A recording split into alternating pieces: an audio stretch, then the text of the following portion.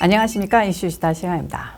트럼프 대통령 재선 출마를 막겠다고 민주당이 기획한 연방하원의 특별조사위원회가 벌였던 쇼가 끝난 지 수개월인데요. 트럼프 대통령 인기가 꺾였다 좌파 매체에서 떠들어도 우파 지지자들 사이에서는 대통령의 인기는 여전합니다. 트럼프 전 대통령에 대한 핍박은 아마 2024년 대선 날까지 계속되지 않을까 싶은데요. 이번에는 마이크 펜스 전 부통령이 트럼프 전 대통령에 대한 특별검사 조사와 관련해 소환장을 받았습니다.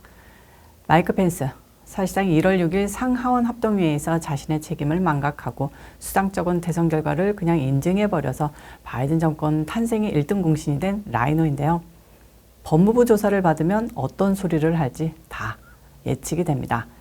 잭 스미스 특검의 소환장에 대통령과 그 지지자들이 2020년 대선 결과를 뒤집으려고 한 사건에 대한 문서와 진술을 요구하는 내용이 담겼다고 합니다. 대선 결과를 뒤집다뇨. 의혹을 조사하자는 게 어떻게 대선 결과를 뒤집자고 한 것이 되는지. 아무튼 이번 소환장은 연방검사들과 펜스 전 부통령의 법률 자문팀 간 수개월에 걸친 협상 끝에 나왔다고 합니다. 당초 펜스 전 부통령 하원의 1월 6일 폭동조사 특별위원회에는 당파적이라는 이유로 증언하지 않았다는데요. 공화당 지지자들에게 가루처럼 깔게 두려웠던 것이겠죠. 펜스는 그러나 특검을 임명한 법무부의 조사는 다르다는 입장을 보였습니다. 언론은 소환장과 관련해 스미스 특검의 트럼프 전 대통령에 대한 조사가 본격화됐음을 시사한다고 분석했습니다. 지난해 11월 임명된 스미스 특검은 트럼프 전 대통령이 대통령직을 떠난 뒤에도 플로리다주의 마라라고 자택에서 찾아낸 기밀 문서에 관해서도 파헤치고 있는데요. 바이든 자택에서 나온 기밀 문서는 도대체 어떻게 됐는지 관련 뉴스가 이제 거의 사라져버렸습니다. 아주 잠잠합니다. 강한 보수 정책을 실시하는 드산티스 주지사, 그가 주도한 각종 입법 의제들을 일부 공화당 지지자들이 따라서 도입하고 있습니다. 와이오밍을 비롯해 조지아, 네브라스카, 인디애나를 비롯한 공화당 지지세가 강한 주에서 디샌티스의 영향을 받은 법안들이 도입되고 있다고 언론은 보도했는데요. 대표적 사례로 꼽힌 게 와이오밍주입니다. 와이오밍은 최근 드산티스 주지사가 지난해 처음으로 도입해 반대쪽에서 말들이 많았던 게이 교육 금지법과 유사한 법안을 처리했는데요. 앞서 플로리다는 지난해 5월 입법을 통해 유치원부터 초등학교 3학년까지 성 정체성 및 젠더 문제에 대한 교육을 전면 금지한 바 있습니다. 미국에서 성소수자 문제에 대한 교육을 규제한 것은 플로리다가 처음이죠. 드산티스는 법안 처리 후 인권단체를 비롯해 진보 진영으로부터 문매를 맞았지만 보수 진영에서는 지지 기반을 넓히고 있습니다.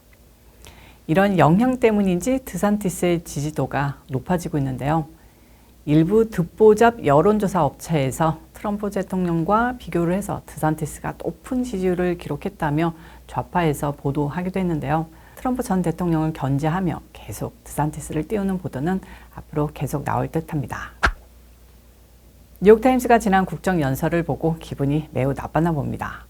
바이든 대통령님이 한 연설이 자화자찬의 거짓투성이라 기분이 나빴다면 웬일이야? 뉴욕타임스가 이렇겠지만 당연히 그들이 불쾌했던 이유는 공화당 마저리 테일러 그린 의원이 바이든에게 liar 하고 야유를 보냈기 때문입니다.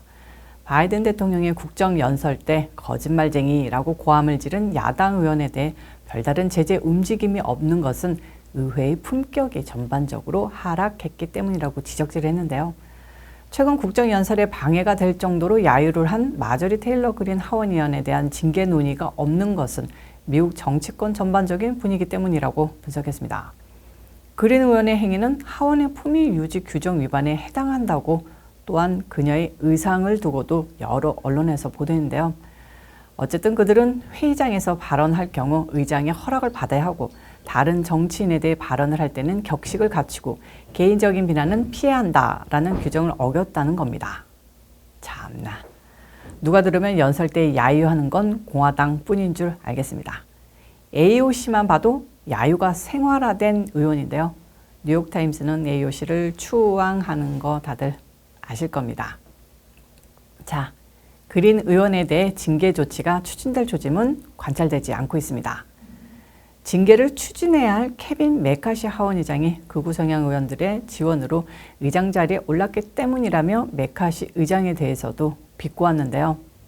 국정연설 직후 그린 의원의 징계가 걱정되지 않느냐라는 질문에 털끝만큼도 걱정하지 않는다. 메카시 의장은 나를 보호하고 그는 내 편이다 라고 자신하기도 했습니다. 또한 민주당도 그린 의원에 대해 적극적으로 징계를 추진하지 않고 있습니다. 이 같은 민주당의 태도는 지난 2020년 트럼프 전 대통령의 국정연설에서 민주당이 보여준 모습 때문인 것 같다는 입장인데요. 당시 민주당 일부 의원들은 트럼프 전 대통령에 대한 항의 표시로 국정연설 도중에 회의장에서 퇴장했고 민주당 낸시 펠로시 전 의장은 트럼프 전 대통령의 연설이 끝난 뒤 연설문을 박박 찢어버리기도 했죠. 걔네들 징계 안 한 거, 그 당시 뉴욕타임스 등 좌파 언론들은 품위 운운하며 지적했나요? 아니죠. 속이 시원하다 하면서 펠로시 행동에 박수를 보냈습니다. 또 나오는 내로남불입니다. 최근 문제가 되고 있는 중국의 정찰 풍선에 대해 바이든 대통령은 심각한 침해가 아니다라는 말을 해서 논란이 되고 있습니다. 미 국무부는 기상 관측용이라고 주장하는 중국 주장에 대해 U2 정찰기의 고해상 이미지에 따르면 침투한 풍선은 신호정보 수집 작업을 수행할 수 있음을 보여준다. 풍선의 장비는 분명히 정보 정찰용이었고 기상기구에 탑재되는 장비와 일치하지 않는다고 지적했는데요. 바이든 대통령은 7일 국정연설에서 만약 중국이 주권을 위협하면 미국을 수호하기 위해 행동할 것이다 라고 강조를 했지만 이제 와선 심각한 침해는 아니다 라며 슬쩍 강도를 낮추는 모양새입니다. 중국의 정찰 풍선은 미국에만 날려보낸 건 아닙니다. 40개국 이상을 대상으로 풍선을 날렸다는데 이게 다 죄다 기상 관측용이었을까요? 하원은 어제 중국 정찰 풍선 규탄 결의안을 통과시켰습니다. 목요일 전체 회의에서 참석 의원 전원이 동의했고 미 영공에서 고고도 정찰 풍선 사용 후 미국 주권에 대한 명백한 침해다라고 주장했습니다. 정찰 풍선은 중국의 지휘하에 운영되며 전 세계 민감한 정보를 수집하도록 설계된 첨단 장비를 갖추고 스파이 활동에 사용된다고 미 국무부는 강조하고 있습니다. 하지만 중국 외교부 대변인 마오닝은 풍선 격추에 대해 과잉 반응이었다, 무책임하다고만 반박하고 있습니다. 중국 정부의 미국을 겨냥한 스파이 활동은 심각합니다. 미국 정부가 중국의 스파이 활동을 공개한 적이 여러 번 있었는데요. 그중에서 2014년 오바마 행정부 때 법무부의 비밀 정보를 훔치기 위해 미국 컴퓨터 네트워크를 해킹하려 했던 PLA 해커 5명을 기소한 바 있고요. 2020년엔 신용보고기관인 에퀴팩스에 수천만 미국민의 개인 데이터를 훔쳐 쇠고랑을 찬 해커도 있었습니다. 또한 미 유권자들 대부분이 중국을 적으로 간주하고 전쟁을 예상한다는 여론조사가 나왔습니다. 900명을 대상으로 한 라무센 여론조사에서 절반 가까운 48%가 중국이 미국의 적, 36%는 동맹국가 어디 중간 사이쯤이라고 대답했고요. 47%는 바이든 대통령이 중국과 관련된 문제를 잘 처리하지 못한다고 평가했고요. 민주당 지지자 33%는 중국이 미국의 적이다. 공화당 지지자 66%는 중국이 적이다 라고 답했습니다. 유권자의 절반가량이 5년 안에 중국과의 전쟁을 예상한다고 답하기도 했습니다. 금요일 수다는 여기까지입니다. 요즘 아주 매우 날씨가 따사롭습니다. 벌써 봄의 기운이 느껴지는데요. 주말 행복하게 보내시고 전 다음 영상에서 찾아뵙도록 하겠습니다. 시청해주셔서 감사합니다.